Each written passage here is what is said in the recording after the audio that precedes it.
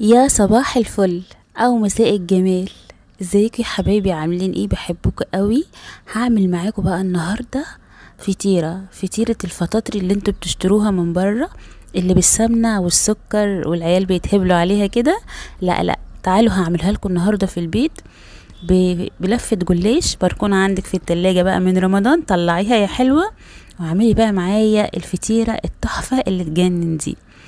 الفطيرة دي هعملها لكم، بصوا بأي حشوة تعجبكم هتحشوها، بس أنا النهاردة هحشيها بالكاستر، وهعملها لكم كمان في الطاسة على البوتاجاز، يعني من غير فرن ولا حر، ولا تحرري الشقة، ولا دقيق ولا لت ولا عجن، حاجة كده سريع السريع.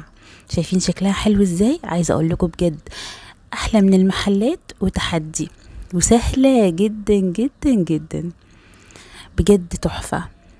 لو عجبكم الفيديو حطوا لايك واشتركوا في قناتي اكلاتي واختراعاتي وفعلوا الجرس عشان لما تفعلوا الجرس هيوصلكم كل جديد في قناتي. تعالوا بقى نصلي على الرسول، اللهم صلي وسلم وبارك على سيدنا محمد. اول حاجة معايا بجيب كوباية من الحليب، وبنزل على كوباية الحليب دي معلقة كبيرة من الكاستر. الكاستر بيبقى شكله كده، عشان اللي مش عارفينه اهو بيبقى شكله كده، بتجيبيه من السوبر ماركت عادي جدا.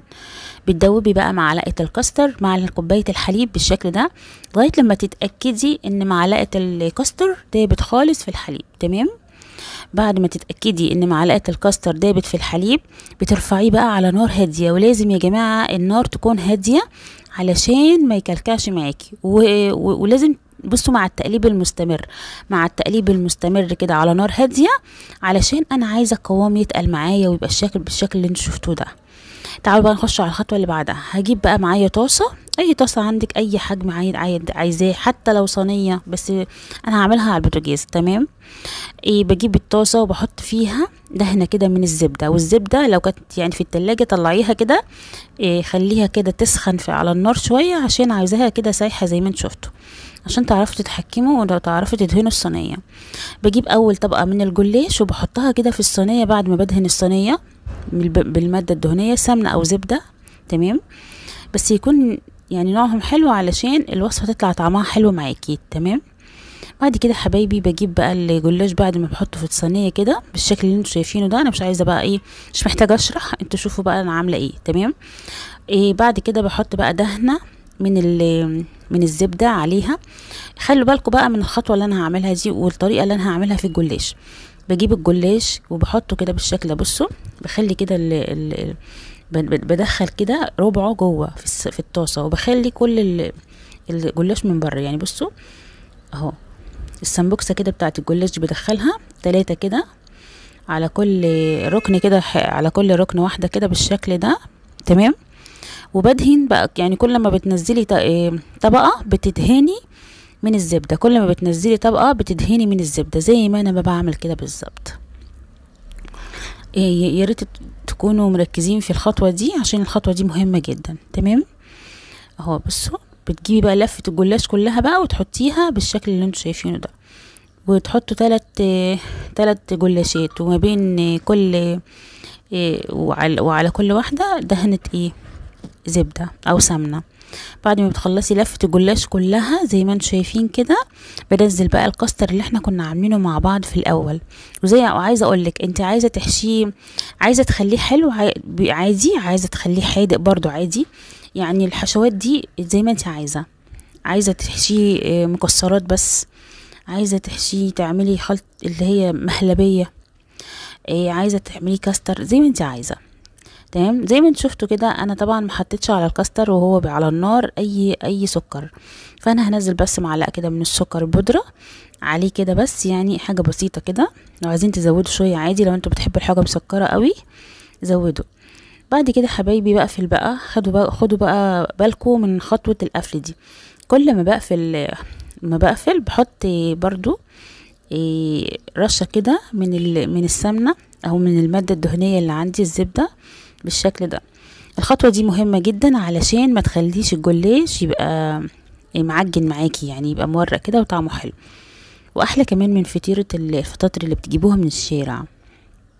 بصوا بتقفلوا كده، وكل ما بين قفله وقفله بتحطوا دهنه من الزبده او من السمنه.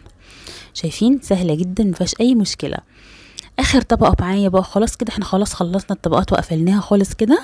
بنزل بقى باقي كميه الزبده اللي معايا كلها على وش الجلاش بالشكل ده. بندهن بقى الفطيره كلها كده بالفرشه بتاعتي بالشكل ده. تمام، شايفين شكلها حلو ازاي؟ هسويها بقى زي ما قلت لكم النهارده على الطاسه، يعني مش هنستخدم فرن. تمام، على الطاسه كده، وهتسيبوها بقى ايه يعني، يسيبوا يعني كل دقيقتين كده قلبوا كل او 3 دقايق. تمام، بحيث بس عشان ما تتحرقش معاكم، لان لو سبتيها هتتحرق معاكي وتتلسع. تمام، فخلي بالك من الخطوه دي. وعايزه اقول لك على حاجه كمان، خلي النار هاديه، ما تخليهاش عاليه، عشان لو عاليه هتتحرق معاكي من بره وهتفضل من جوه نيه. فخلي النار هاديه كده او فوق الهادي بشويه. تمام، زي ما انتوا شايفين كده خدت اللون القمر اللي انتوا شايفينه ده. بقلبها بقى على الناحيه التانية، يعني كل زي ما قلت لك كل 5-6 دقايق كده قلبي، بس تكون على نار هاديه. تمام، شايفين بقى جمالها؟ وكده خلاص خلصت معايا الفطيره. شايفين حلوه ازاي؟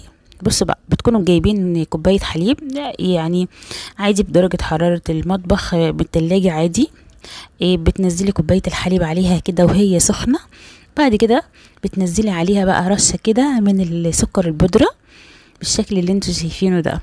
عايزين تحطوا كمان عليها مكسرات عادي زي ما انتوا عايزين بقى. بس انا عايزه يعني انا بعملها زي فطيره الفطاطر اللي انتوا بتجيبوها بالسمنه والسكر اللي من الشارع. شايفين حلوه ازاي؟ عايزه اقول لكم بجد طعمها وريحتها تحفه تحفه تحفه.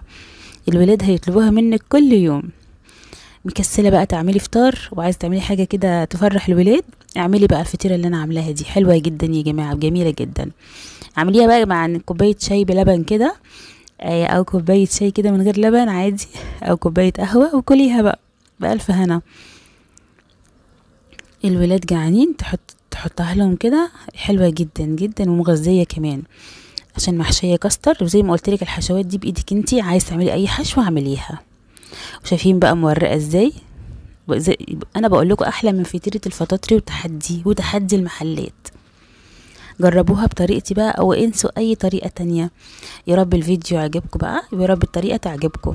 جربوها وابعتولي لو عجبتكم. يا رب بقى تعجبكم. حطوا لايك للفيديو لو عجبكم، واشتركوا في قناتي، دي قناتي اكلاتي واختراعاتي. وما تنسوش تفعلوا الجرس، عشان لما بتفعلوا الجرس بيوصل لكم كل جديد في قناتي. بحبكم قوي. اسيبكم بقى في رعايه الله، وبألف هنا وشفا على قلوبكم. يلا مع السلامه، باي باي.